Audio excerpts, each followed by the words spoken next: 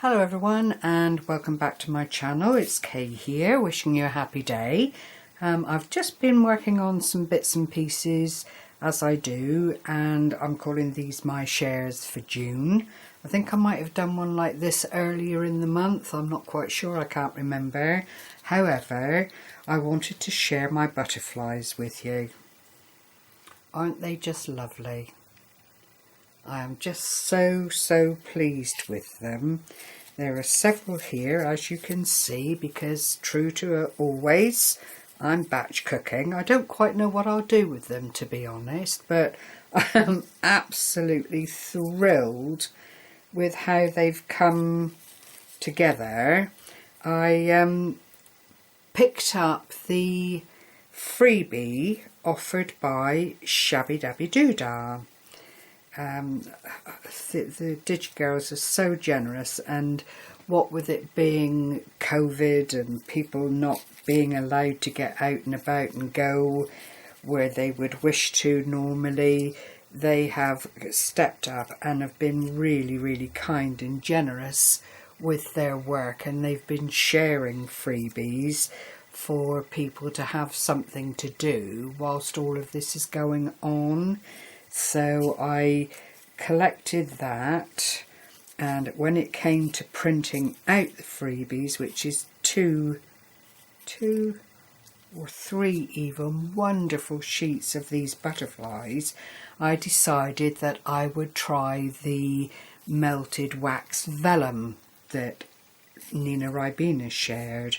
So I printed one of the sheets out onto ordinary copier paper, and you can see I wasn't wasteful. Wherever the wax stopped, if there wasn't an image to take it to, then I just didn't bother covering the whole of the page.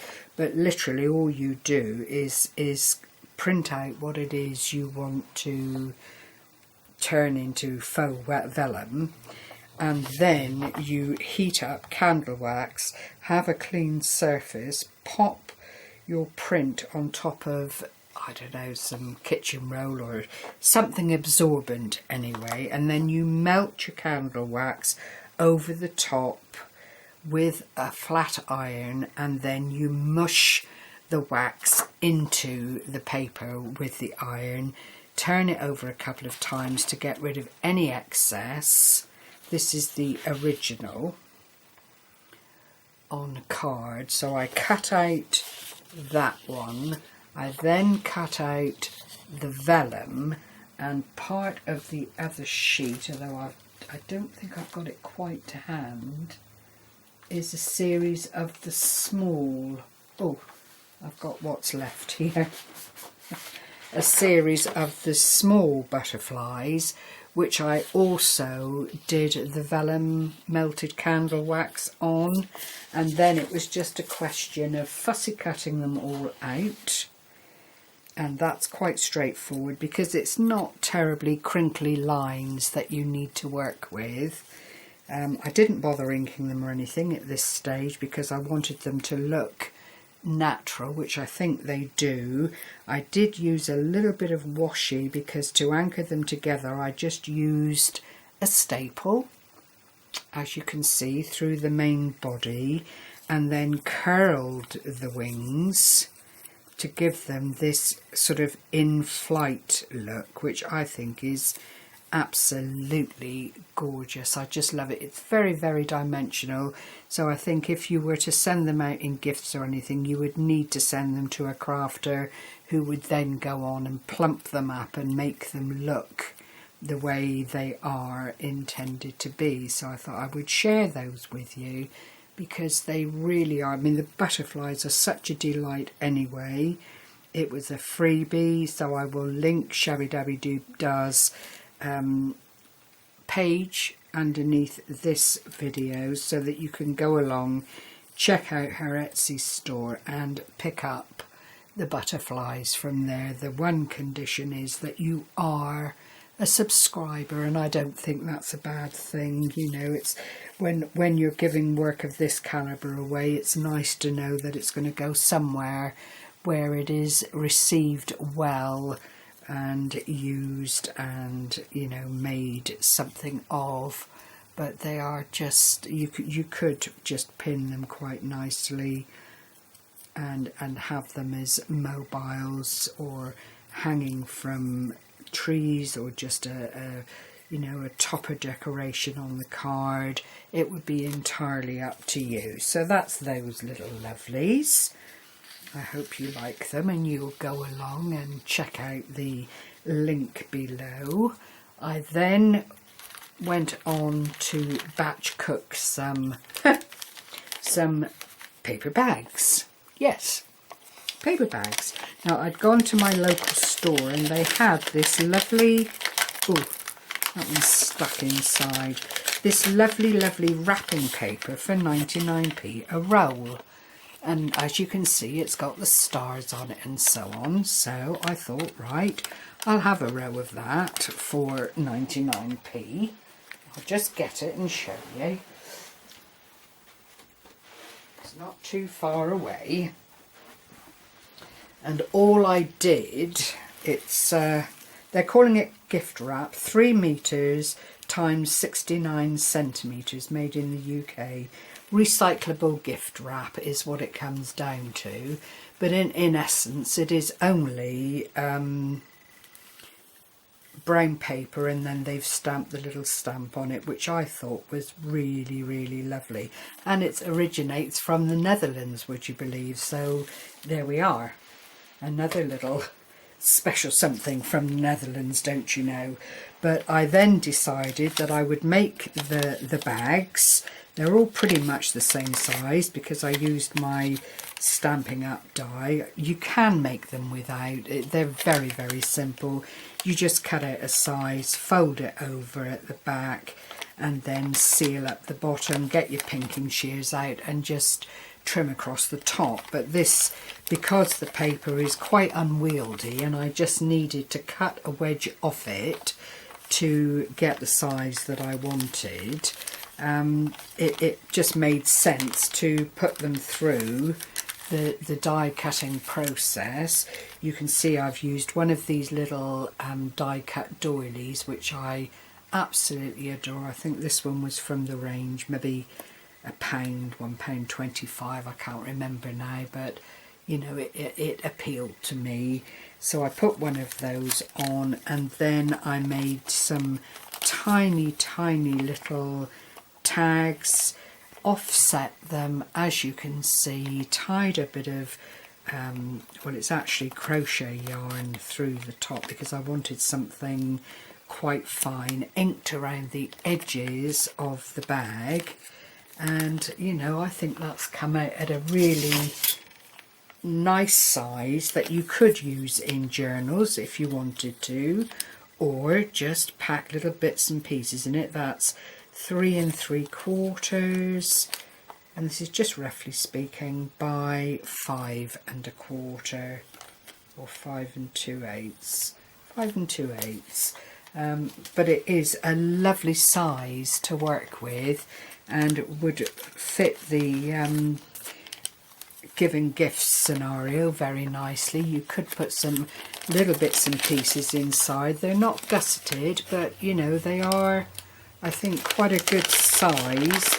You'd be able to put some die cuts in them, or you know, something of that nature, and then send them out.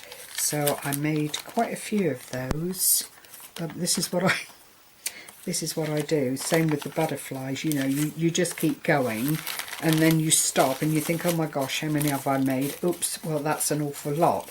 But it really doesn't matter. What's that? 1 2 3 4 5 6 7 8 9 10 11, and you know, I've barely touched the surface of my blinking great roll. If I start it here and bring it forward, of my blinking great roll of wrapping paper.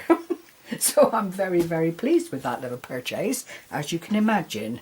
Right, I'll widen out just a little bit because I don't have a whole lot of filming space to work with. And then I was watching Amanda Charlesworth, who is such a clever lady, really. And she shared a card style that I absolutely fell in love with. I didn't have all the right ingredients to work with, so I've done it my way, as a person does, and this is how it looks, and I am so pleased with this. Now these are digipapers from Crafty Cat here on YouTube, and they are leftovers from the little cat album that I shared just a little while ago. But this is such an elegant and lovely card. I just wanted to have a try basically at the style, and then as the papers were put together, because they're all from the same kit, it all just came together so nicely, and I'm actually really pleased. You've got your little card here, and Amanda does a wonderful tutorial. I will leave a link to it below. You've got your lovely card here where you could leave a message if you wanted to, and then it opens up this way and it opens up this way, and you've got areas here for writing or for putting a photo on, or you know, just generally sending out something nice.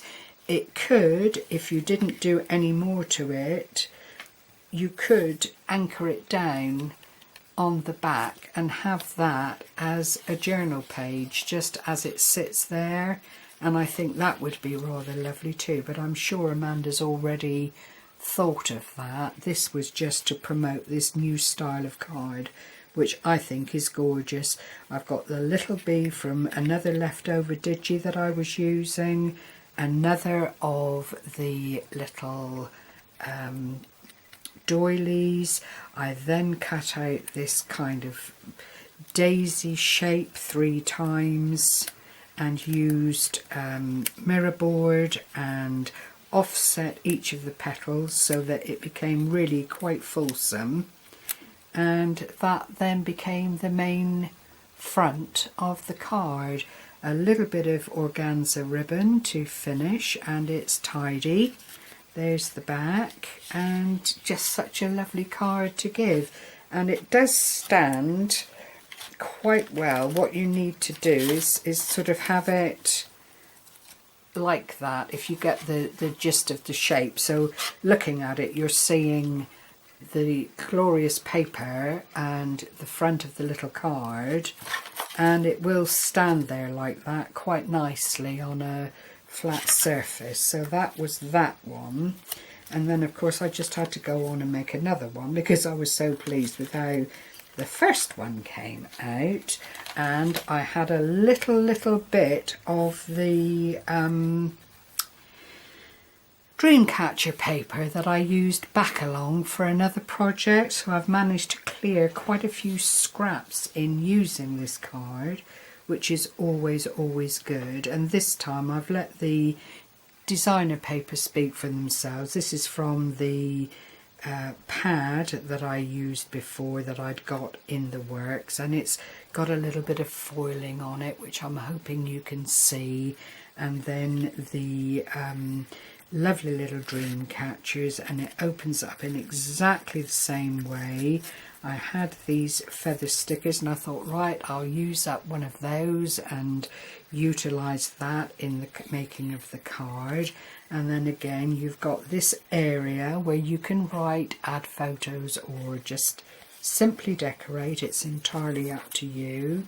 And then there is the outer aspect of the card, which just all folds up very neatly, so it wouldn't be difficult to post, although it is quite weighty, because to make the card of substance you need to layer and add a lot of layering to certain aspects of the card. But it does go down. It's not terribly, if I hold it that way, not terribly dimensional, but if you consider that you've lined the inner aspect of your card, you've lined the area where you then go on to put the DSP, the internal aspect of the card, then you know it does become quite weighty. But nonetheless, I think if I received something like that in the post, I would be